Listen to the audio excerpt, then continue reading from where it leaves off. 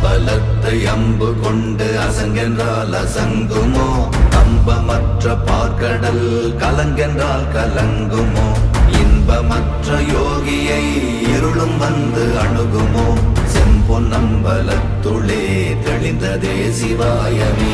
ஓம் நமச்சிவாய ஓம் ஓம் நமச்சிவாய ஓம் நமச்சிவாய ஓம் ஓம் நமச்சிவாய ஓம் நமச்சிவாய ஓம் ஓம் நமச்சிவாய ஓம் நமச்சிவாய ஓம் ஓம் நமச்சிவாய.